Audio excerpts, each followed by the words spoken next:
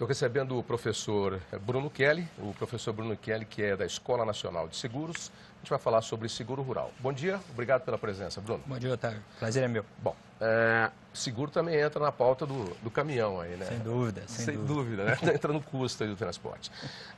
Eu tenho uma primeira pergunta para você primeiro. Por que o seguro rural no Brasil não anda como em outros países? A gente sempre cita o exemplo de 2 anos atrás, da seca nos Estados Unidos, onde os produtores de milho e soja passaram tranquilo pelo problema, porque todos estavam com o seguro em dia, né, com a carteira. Perfeito. E aí receberam aqui. No Brasil, não vai. Está indo, melhorou, tem mais recurso, mas o agricultor não utiliza, está utilizando mais, mas ainda fica em dúvida, acha que é caro. O que existe de tão encalacrado no seguro? Você tem razão, está encalacrado.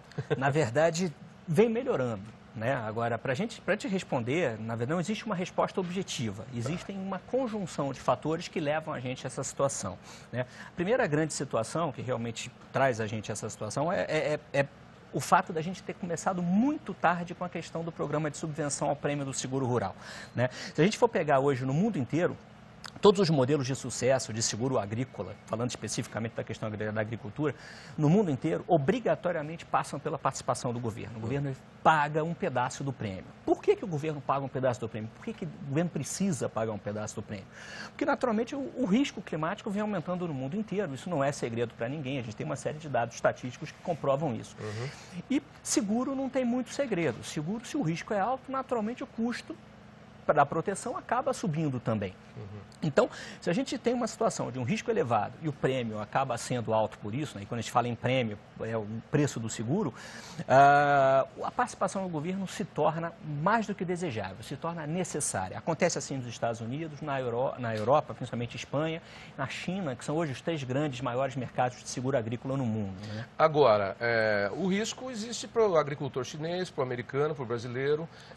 Por que é que para o brasileiro ele custa mais caro ou ele não consegue ser identificado? Porque a seca pode baixar aqui no hemisfério sul, mas pode baixar no hemisfério norte também. Só que lá ele está segurado. Por que o nosso não está? Sem dúvida. Essa é uma outra questão. Aí passa por outra variável que também é bastante relevante, que é o seguinte: massificação de produto, de venda. Não tem segredo, o seguro, a base de operação do seguro é sempre em cima de grandes números, eu tenho que ter massa. Para quê? Para pulverizar o risco. Na medida em que eu pulverizo o risco, eu vou ter mais gente pagando para aquele agricultor que eventualmente tenha um sinistro. Então, quer dizer... Exemplo básico seguro de carro era um negócio muito caro 20 anos atrás no Brasil. Perfeito. Hoje é relativamente barato, perto do benefício que você tem. Vem caindo em função do volume, é isso? Sem dúvida nenhuma. O volume é fundamental. Não existe operação de seguro sem massa. E aí a gente discute a questão da cultura de contratação. Né? Hoje nos Estados Unidos a gente tem uma cultura de contratação que é bastante difundida. Né? No Brasil a gente ainda não tem, falando especificamente do agrícola, a gente ainda não tem essa cultura de contratação. O próprio governo ajuda negativamente aí nesse sentido, por quê?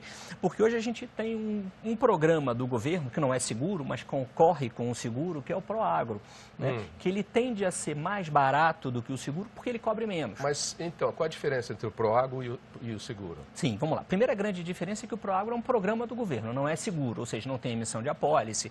Os cálculos atuariais, a gente tem aí uma série de relatórios do TCU, do Tribunal de Contas da União, que dão conta de que os cálculos que se baseia para chegar ao custo do Proagro, ele tem uma certa inconsistência atuarial, e isso é fundamental.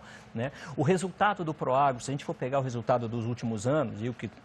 como eu volto a dizer, isso aí não é informação minha, é de domínio público, ele é sistematicamente negativo, ou seja, o governo ele cobra adicionais, aí o nome também muda, não é mais prêmio, né? Passa a ser adicional e que não são suficientes para cobrir os prejuízos. Quer dizer, na sua avaliação, o Proagro não é eficiente? Na minha maneira de ver, não. Não. Na minha maneira e ele está na mão do governo? Sem dúvida. Quer dizer... Sem dúvida. Tá. E tem uma outra agravante, né? Porque como a gente fala de resultado negativo, obviamente essa conta tem que ser paga. E quem paga acaba sendo o governo.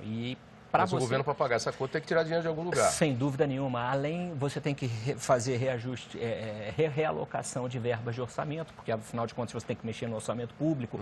Então, isso toma tempo, pode gerar algum tipo de desgaste político, enfim. definitivamente, em termos de eficácia, eu não entendo que seja a melhor solução. O governo tem um certo arrepio quando você fala na palavra privatizar, né? Sem dúvida. Agora, no caso do seguro também, a gente não teria que estar tudo privatizado na mão dos bancos e das financiadoras? Olha... Quer dizer, com o controle de uma agência do governo, é claro. Mas o governo se preocupando com outras coisas. Quer dizer, sem dúvida. Né? Sem dúvida. Inclusive, eu cito aqui o próprio modelo norte-americano de seguros, Como que hoje é o maior mercado de seguros do mundo, né? Quer dizer, só para a gente ter uma ideia e contextualizar antes de te responder, a gente trabalha com o seguro agrícola no Brasil enquanto subvencionado pelo governo desde 2003. Né? Em 2003, a gente hoje...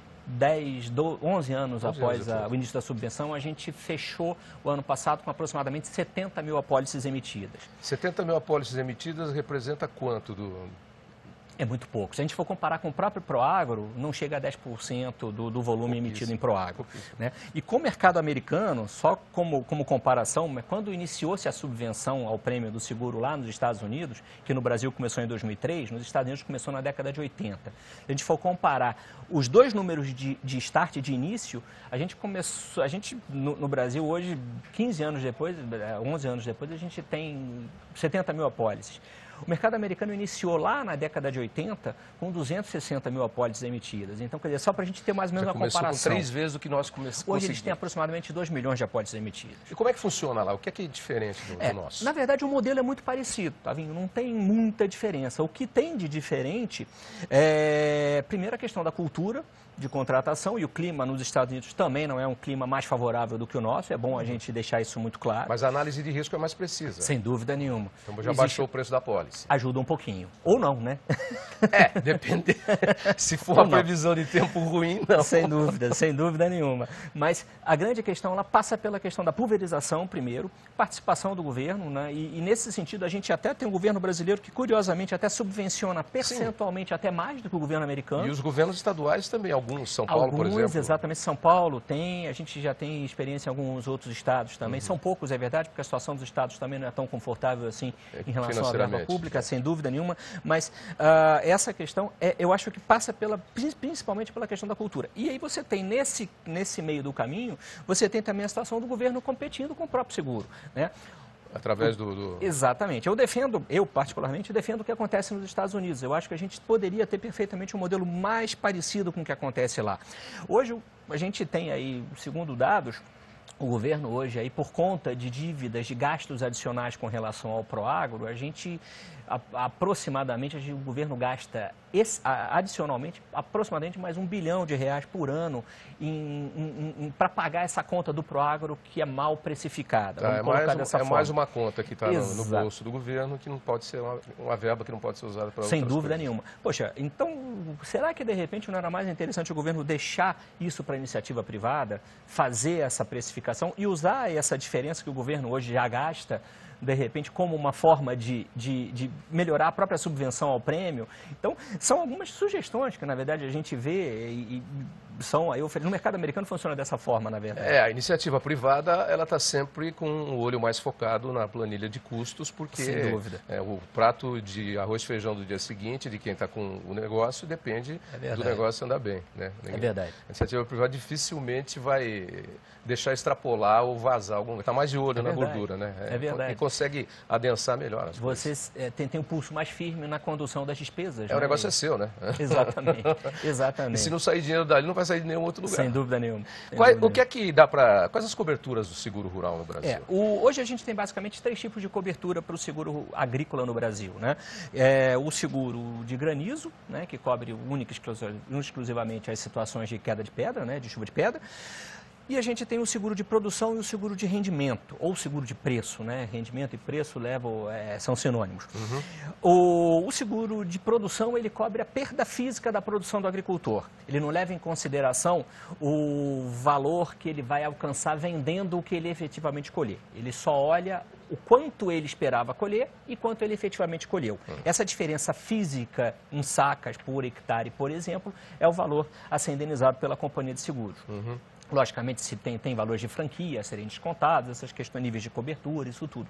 Mas, conceitualmente, esse é o seguro de produção. O seguro de produção ele é muito interessante para aqueles locais onde você tem uma volatilidade grande climática, né? Onde você tem, historicamente, possibilidade maior de perda climática. Agora, a gente tem no Brasil, e aí falando até um pouquinho que você já conversou mais cedo aí com os telespectadores, a gente tem algumas regiões no Brasil onde o clima ele é um pouco mais, ele é mais estável, né? Principalmente falando em Mato Grosso e não tem tanta variação, Centro-Oeste de modo geral. Surpresa. Soja no Mato Grosso, dificilmente você tem uma variação climática que justifique uma perda tão grande a ponto de usar um seguro de produção. Para essa massa, foi criado, na verdade, um seguro mais recente, na verdade é o seguro que mais se vende nos Estados Unidos hoje em dia. A gente está começando a enveredar por esse caminho agora, que é o seguro de preço. O seguro de preço, para o agricultor, ele é uma solução bem mais completa do que o seguro de produção. Por quê? Porque, ao invés de eu me preocupar com quanto eu vou colher, a pergunta da seguradora para o agricultor, ela muda um pouquinho. Porque você já tem mais ou menos uma noção de quanto você vai colher. Vai oscilar entre X e Y, por exemplo. Exatamente. Fisicamente. Aí a pergunta da seguradora é outra. Ela já muda. Ela, olha, escuta, em vez de eu me preocupar com quanto você vai colher, eu te pergunto o seguinte, quanto você espera arrecadar com essa sua venda na sua safra? Tá. E aí eu garanto o quê? A renda do agricultor. Daí o nome seguro de renda, ou seguro de rendimento, ou seguro de preço. Então, pode acontecer dele colher ele colher menos do que ele esperava, mas por força disso, lei da oferta e da procura, você tem um aumento do preço do produto final. Então, isso naturalmente já, uma coisa meio que compensa a outra e reduz, em última análise, o próprio prejuízo da seguradora e do próprio agricultor. E eu estou garantindo para ele o quê? Renda efetivamente. Tá. Né? Esse é um produto bem interessante. E pode acontecer o caminho inverso, né? Que é a situação inversa, que ele tem uma super safra e isso derrubar o preço, né? Que pode gerar até uma situação paradoxal de eu ter uma super safra e uma indenização de seguro. Quer dizer que para quem está em região onde o clima tem menos variantes... Sem dúvida é mais interessante, porque eu estou cobrindo a flutuação do preço no mercado. Tá e aí, obviamente, que a gente está inserindo aí a variável de câmbio indiretamente e outras variáveis financeiras. E qual a diferença entre o seguro pecuário e o seguro de animais? Essa é uma diferença bem flagrante. O seguro pecuário, ele cobre o rebanho como um todo. Eu não faço distinção entre o animal de elite e o animal comum, vamos colocar dessa forma. Então, é como se fosse um seguro coletivo de todo o rebanho, ou seja, qualquer animal que venha a falecer, seja por doença, seja por acidente, ele está coberto no valor físico e todos têm o mesmo valor, né? No seguro de animais, não. Ele é um seguro que ele cobre o animal de elite e é como um seguro individual daquele animal. Tá, aquele touro que está na central, exato, que foi arrematado no leilão por 2 milhões, etc. Perfeito, perfeito. Aí ele vai cobrir, é isso aí. Perfeito. Tem condições aí diferentes. Os valores são mais altos, naturalmente funciona. A gente faz uma analogia, mais ou menos como um seguro de vida individual e um seguro de vida coletivo. Tá. Porque tanto o pecuário quanto o seguro de animais, tanto um quanto o outro, cobrem a vida do animal. Resumidamente, é um seguro de vida do bicho, né, do animal. Bom, ok, Bruno, agradeço a sua participação. O que falta para o seguro rural embalar de vez no Brasil? Eu faço a pergunta pelo seguinte, perfeito, tem 10 anos que eu estou nesse segmento aqui e você falou para mim que o seguro, e é realmente, 2003, quando começou a se falar em seguro rural no Brasil. Estamos em 2015 agora. É verdade. E essa história anda, não anda, anda, não anda. O que falta para realmente emplacar? É verdade. Falta um pouco de tudo isso que a gente já falou, né? Falta, primeiro, pulverização da venda, é o cachorro correndo atrás do rabo, né? Só que para você pulverizar a venda, você tem que ter uma condição que seja boa também para o agricultor, né? E o mercado é um mercado que ele, por definição, o período de maturação dele é um período longo, né? Uma seguradora que entra para trabalhar em seguro agrícola, ela precisa ficar durante pelo menos uns 5 a 7 anos, sob pena de ter um prejuízo grande no meio do caminho. Mas o mercado do agronegócio, tirando as tradings, né, ele realmente caminha lento, ele vai na confiança, né, passo a passo, né. Ninguém abraça de uma vez assim. É verdade. E o seguro agrícola não foge a isso, né, não foge a essa regra. As seguradoras hoje, elas estão, acho que a seguradora está aprendendo a ouvir um pouquinho mais o agricultor, e o agricultor está realmente começando a colocar um pouquinho mais do que ele realmente precisa.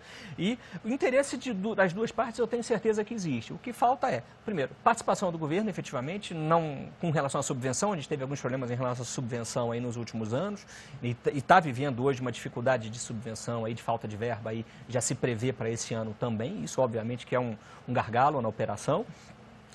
Além da questão da pulverização que a gente falou agora. E de uma forma ou de outra, a coisa efetivamente passa pelo governo. Eu não vejo uma solução hoje para o seguro agrícola brasileiro que não passe por uma participação do governo mais eficaz. Não digo nem que isso implique gastar mais dinheiro, mas que seja mais eficaz a operação, inclusive discutindo a real necessidade do Proagro, na medida que a gente tem hoje uma possibilidade com a iniciativa privada. Ok, Bruno, obrigado pela presença. Deixa seus contatos de internet, telefone, que você preferir. Pois não, o telefone do meu escritório é 21, Rio de Janeiro, 25334108 e o meu e-mail para qualquer contato é bruno@correcta.com.br, CORRSCTA.